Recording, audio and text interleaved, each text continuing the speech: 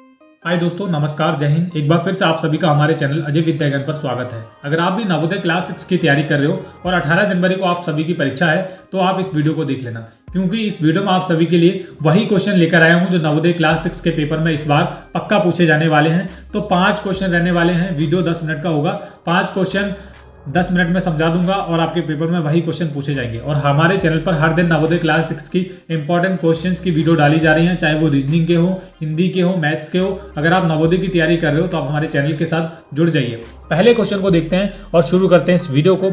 आप देखेंगे यहाँ पर लिखा है संख्या पैटर्न 80, 10, 70, 15, 60 का अगला पद क्या है। अब यहाँ पर आप देखेंगे पहले लिखा है 80, 80 के बाद कितना है 10 है, 10 के बाद 70 आया है, 70 के बाद कितना आया है 15 आया है और उसके बाद 60 है, उसके बाद डॉट डॉट डॉट। इसका मतलब है का अगला पद, यानी कि यहाँ पर कौन सी जो संख्या है, यहाँ पर कौन सी संख्या है वो आएगी, वही पूछा गया है। तो देखो यहाँ पर इस सवाल में आप देखोगे संख्या पैटर्न में 80 के बाद यहाँ पर 10 का 10 माइनस हुए हैं, फिर यहाँ पर 10 माइनस हुए हैं, आप देखोगे, ठीक है। और यहाँ पर भी अब अगर क्वेश्चन मार्क की और एक चीज़ और आप देखोगे कि यहाँ पर ये जो 10 था इसमें 5 इंक्रीज हो रहे हैं, ठीक है, 5 प्लस हो रहे हैं। यहाँ पर भी 5 प्लस होंगे अगले में, 10 के बाद 15, 10 के बाद 15 आए, 15 के बाद यहाँ पर क्वेश्चन मार्क वाले पे कितने आ जाएंगे 20 आ जाएंगे, ठीक है। तो इस क्वेश्चन का राइट आंसर हो जाएगा हमारा 20। ऑप्शन नंबर ए हमारा करेक्ट आंसर हो जाएगा। ओके, अगला क्वेश्चन देखते हैं। अगला क्वेश्चन है हमारा, यहीं पर है, आपको दिख रहा होगा, प्रथम 10 अभाज्य संख्याओं का गुणनफल के स्थान का अंक है। अब ये क्वेश्चन है जो कि बहुत इंपॉर्टेंट क्वेश्चन है। आप देखेंगे प्रथम 10 अभाज्य संख्याएं के गुणनफल में इकाई के स्थान का। अब प्रथम 10 अभाज्य संख्याएं कौन सी होंगी? एक तो होगी 2, 2 के बाद गुणनफल का है, यानी कि गुणा का निशान हम लगाते जाएंगे, 2, 3, 5, 7, 11, 11 के बाद 13 आ जाएगी, 13 के बाद 14, 15, 15 भी नहीं होगी, 16 भी नहीं होगी, 17 हो जाएगी, ठीक है। 17 के बाद 18, 19 हो जाएगी, 19, 20, 21 हो जाएगी, 21 नहीं होगी, 21, 22, 23 हो जाएगी। तो कितनी संख्या है? 1, 2, 3, 4, 5, 6, 7, 8, 9 और एक और देख लेते हैं, 24, 25, 26, 27, 28, 29, ठीक है। तो ये 10 अभाज्य संख्याएं हो गई हैं, ठीक है। तो यहाँ पर प्रथम 10 अभाज्य संख्याओं में गुणनफल में अब इनके गुणा करके देखनी है आपको। गुणनफल में जो भी इकाई का अंक होगा वही आपका राइट आंसर होगा। तो देख लेते हैं, 2 दिया 6, 6 पंजे 30। अब देखो यहाँ पर 6 पंजे 30, 0 आ गया तो पूरे सवाल की कहानी खत्म हो गई है। 0 ही आपका राइट आंसर होगा, ठीक है, क्योंकि 0 की आप किसी भी नंबर से गुणा कर लो, आपका आंसर 0 ही आएगा। तो यहाँ पर हमको कुछ नहीं करना है, option number D correct answer हो जाएगा आपका, 0 इज राइट आंसर। तो ये चीज़ें आपको ध्यान रखनी है। अब देखते हैं अगला क्वेश्चन देखते हैं। अगला क्वेश्चन बेहद इंपॉर्टेंट क्वेश्चन हमारे लिए। कह रहे हैं यदि प्रत्येक पंक्ति स्तंभ तथा विकर्ण का योग समान है तो x, y, z तथा w के मान है क्रमशः। अब ये क्वेश्चन है कुछ इस प्रकार है, आप देखेंगे इसको हम बहुत आसानी से कर सकते हैं। देखो करना कुछ नहीं है, इसको हम बना लेंगे, एक बार ड्रा कर लेंगे। आप समझ लेना, मैं जितनी आसानी से समझाऊंगा आपको कोई नहीं समझाएगा, ठीक है, आपको एक बार में समझ आ जाएगा। तो हम इसको अभी क्या कर लेते हैं, ड्रा कर लेते हैं, बना लेते हैं। अब आप देखो यहाँ पर 8 है, x है, z है, y है, 4 है, ठीक है। इतने आसानी से सवाल ये समझा दूंगा, आपको कोई भूलेगा नहीं आप, ठीक है। w हो जाएगा और इधर 2 हो जाएगा। अब यहाँ पर जो संख्या x, y, z और w, x, y, z, w के मान, इनके मान पूछे गए। आप देखोगे x, y, z, w के मान है क्रमशः, ठीक है। तो यहाँ पर आप देखेंगे अब इस सवाल को सॉल्व करने के लिए ऑप्शन नंबर ए होगा, बी होगा, सी होगा, डी होगा। इसमें से पहले सॉल्व करने से पहले हम इसको सॉल्व करेंगे। देखो यहाँ पर जो चीज़ें दे रखी हैं 4, 9, 2, आपको एक पूरा दे रखा होगा, इस तरीके से दे रखा होगा। आप इनको आप जोड़ लो, 4 + 9 + 2, इनको जब आप जोड़ोगे 9, 4, 13 और 2, 15 हो जाएगा आपका, ठीक है। कितना आएगा? 15। यानी कि इसका और इसका योग पूरे का, इसका भी योग 15 हो, ऐसे भी 15 हो, ऐसे भी 15 हो, इस तरीके से भी 15 हो, सभी का 15 15 होना चाहिए। तो सबसे पहले हम y बराबर निकालेंगे। y बराबर निकालने के लिए आपको क्या करना है, पूरा लिखना है, 8 + y + 4 बराबर जितना भी योग है वो लिखना है, ठीक है। 8 लिखा हमने, प्लस y लिखा, प्लस 4 लिखा, जो लिखा है हमने, बराबर 15। 15 क्यों लिखा है? क्योंकि तीनों का योग 15 है। अब y का मान निकालने के लिए आपको कुछ नहीं करना, 8 और 4 को जोड़ना है, तो 12 + y हो जाएगा और बराबर 15, ठीक है। y का जब आप मान निकालोगे 12 इधर चलाएगा, 15 - 12 हो जाएगा, तो y का मान आ जाएगा हमारा 3। क्लियर है? अगर y का मान आ गया हमारा 3 तो मैं इसके नीचे 3 लिख दे रहा हूँ, ठीक है। यहाँ पर मैंने लिख दिया। अब हम निकालेंगे सेम इसी से x का मान। अब x का मान कैसे निकालोगे? सेम आपको लिखना है, x लिखना है, +5 लिखना है, +9 लिखना है और बराबर 15। अब 15 क्यों आया ये तो आपको भी पता होगा। 15 टोटल जो अंक है वो है। अब देखो x का मान कैसे लगाना है, 5 और 9 को जोड़ लो। 5 और 9 कितना आ गया 14, 14 प्लस x बराबर 15। अब x बराबर 15 ऐसे ही रहेगा, 14 इधर जाएगा तो माइनस हो जाएगा, तो x बराबर कितना आ जाएगा 1 आ जाएगा। ठीक है, x का मान हमारा आ गया 1, इधर 1 लिख दे रहा हूँ मैं। अब देखो हमारे दो मान आ गए हैं और इन्होंने यही पूछा है x y z के मान पूछे हैं, तो x का 1 आ गया, y का। अब z का कैसे निकालना है, देखो z कहाँ पर है, z है भैया यहाँ पर। हमारा 8 पहले से था, हम लिख लेते हैं 8। ठीक है, उसके बाद x का मान कितना आया हमारा, x का मान आ गया 1। अब आप देखोगे z का टोटल जो मान है वो निकल जाएगा 2 मिनट में, बराबर 15, तीनों का ही होगा 15।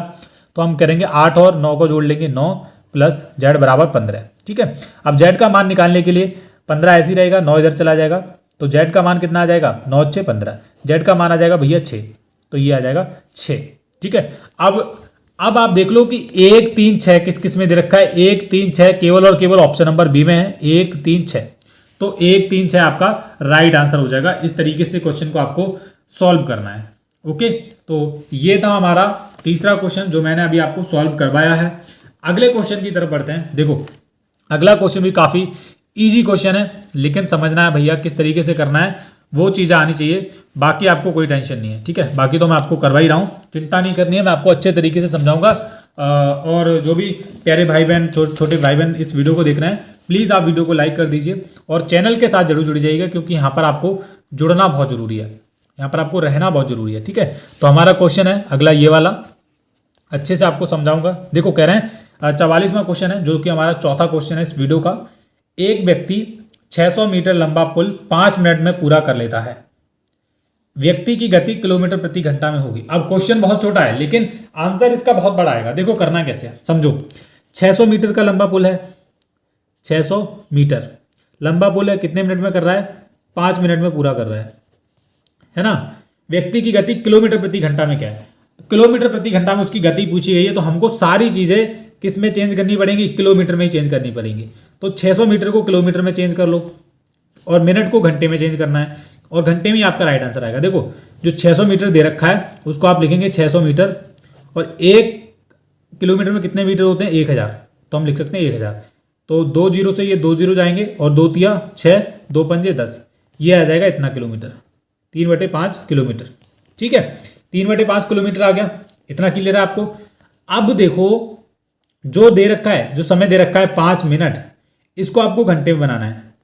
5 मिनट को जब आप घंटे में बनाओगे तो आप क्या लिख सकते हो, आप क्या लिख सकते हो, इसको 5 मिनट है तो 5/60 लिखोगे आप। इसको कितना लिखोगे 5/60, 5/16 नहीं 5/60 लिखोगे, क्योंकि 1 घंटे में कितने मिनट होते हैं 60। ठीक है, तो हम इसको लिख सकते हैं 12 पंजे 60, 1/12, 1/12 घंटे। इस तरीके से लिख सकते हो ना, इतना आपको कर लेना है। देखो हमने ये किलोमीटर में चेंज कर ली, सॉरी ये हिल गया थोड़ा सा, कोई बात नहीं, हमने ये किलोमीटर में चेंज कर ली। 600 मीटर था, इसको 1000 मीटर कर लिया नीचे, क्योंकि 1 किलोमीटर में 1000 मीटर होते हैं। 2 जीरो से 2 जीरो कट हो गए, उसके बाद 2 तिया 6 और 2 पंजे 10, 3/5 किलोमीटर आ गया। 5 मिनट को घंटे में चेंज कर लिया, 5 मिनट था, 5 की 60 से भाग कर दी, 12 पंजे 60, 1/12, ये घंटे आ गए। ठीक है, अब देखो क्या कह रहे हैं किलोमीटर प्रति घंटा में होगी, तो सिंपल आपको क्या करना है 3/5/1/12, ये चीज़ें दे रखी हैं, इन चीज़ों को आप सॉल्व कर लो, ऐसे लिख लो। तो हम इसको सॉल्व करेंगे, 3/5 तो ऐसे ही रहेगा, 1/12 है ना, 12/1 हो जाएगा, इस तरीके से हो जाएगा। अब 12 दिया, इसको करेंगे 12 दिया 36/5 एकम 5। जब आप इसको सॉल्व करोगे 5 की 36 से भाग करोगे आप, तो आप देखोगे 5 सत्ते 35 और 5 दूनी 10, 7.2 आपका राइट आंसर हो जाएगा। 7.2 किलोमीटर प्रति घंटा, किलोमीटर प्रति हॉर। ठीक है, जो कि आपका ऑप्शन नंबर बी में दे रखा है, तो ऑप्शन नंबर बी हमारा करेक्ट आंसर हो जाएगा। उम्मीद है कि आपको अच्छे से समझ आ रहा होगा जिस तरीके से मैं समझा रहा हूँ। अगले क्वेश्चन की तरफ बढ़ते हैं, जो कि हमारा इस वीडियो का लास्ट क्वेश्चन है, और काफ़ी इजी और इम्पोर्टेंट क्वेश्चन है, क्योंकि बच्चे इस क्वेश्चन में गलतियाँ ना करें तो अच्छा है। एक व्यक्ति 8 घंटे प्रतिदिन कार्य करके एक काम को 12 दिनों में समाप्त कर सकता है। यदि वह 6 घंटे प्रतिदिन कार्य करे तो वह कितने दिनों में समाप्त करेगा। ठीक है, ऑप्शन ए में ऑप्शन दिखा दे रहा हूँ आपको मैं यहाँ पर। अगली वीडियो में हम 6 नंबर क्वेश्चन करेंगे, तब भी मैं आपको अच्छे से बता दूंगा। फिलहाल आप ऑप्शन देख लीजिए इस क्वेश्चन के, यहाँ पर है ये ऑप्शन, ये हो रहा है 12 दिनों में, 14 दिनों में, 16 दिनों में, 18 दिनों में। तो पहले क्वेश्चन को अच्छे से सॉल्व करते हैं, तभी इसका राइट आंसर निकल आएगा हमारा। क्वेश्चन आपको अच्छे से दिख रहा होगा, ज़्यादा हार्ड क्वेश्चन नहीं है, ठीक है, इजी क्वेश्चन है। देखो समझो, कह रहे हैं एक व्यक्ति 8 घंटे प्रतिदिन कार्य करके एक काम को 12 दिनों में समाप्त कर सकता है। मैं यहाँ पर लिख लेता हूँ, एक व्यक्ति है 8 घंटे क्या कर रहा है, 8 घंटे कार्य करके एक कार्य को कितने दिनों में समाप्त कर लेता है, 12 दिन। इतना है, इतनी कहानी आपको अभी तक समझ आई, समाप्त कर सकता है। यदि वह 6 घंटे कार्य करे, कितने घंटे, 6 घंटे कार्य करे, तो वो दिन पूछ रहा है कितने दिनों में समाप्त कर लेगा। तो क्वेश्चन इजी वे में सॉल्व कर लोगे आप। देखो आपको क्या करना है, आपको करना है 8 × 12/6, यही आपका राइट आंसर हो जाएगा। देखो 6 दूनी 12 और 8 दूनी 16, तो वो कितने दिन में कर लेगा, 16 दिन में कर लेगा। अब आप ऑप्शन देख लो, ऑप्शन नंबर कहाँ पर है, ऑप्शन है हमारे यहाँ पर, जो कि ऑप्शन A, B, C, बिल्कुल 16 दिनों में कर लेगा। ठीक है, मैंने अभी आपको बताया। इसी तरीके से आपको नवोदय की परीक्षा में क्वेश्चंस को सॉल्व करना है प्यारे बच्चों। ज़्यादा कुछ हार्ड आता नहीं है, नवोदय की परीक्षा में इस तरीके से क्वेश्चन आते हैं। हमने इस वीडियो में 5 इंपॉर्टेंट क्वेश्चंस किए थे जो 18 जनवरी वाली परीक्षा में पक्का पूछे जाएंगे। और हमारे चैनल पर हर दिन अब नवोदय विद्यालय की इंपॉर्टेंट क्वेश्चंस की वीडियो डाली जाएगी, सुबह मॉर्निंग में, ठीक है, मॉर्निंग में 6 बजे और शाम को 6 बजे। ये टाइम आप नोट कर लो। अगले यानी कि दिसंबर महीने में यही टाइम रहने वाला है। इस दिन आपको 2 चैनल पे वीडियो डेली मिलेंगी इंपॉर्टेंट क्वेश्चंस की, चाहे वो रीजनिंग की हो या फिर मैथ्स की हो। तो अगर आप नवोदय की तैयारी कर रहे हो तो आप हमारे चैनल को सब्सक्राइब करना ना भूलें, क्योंकि सब्सक्राइब करना बहुत जरूरी है।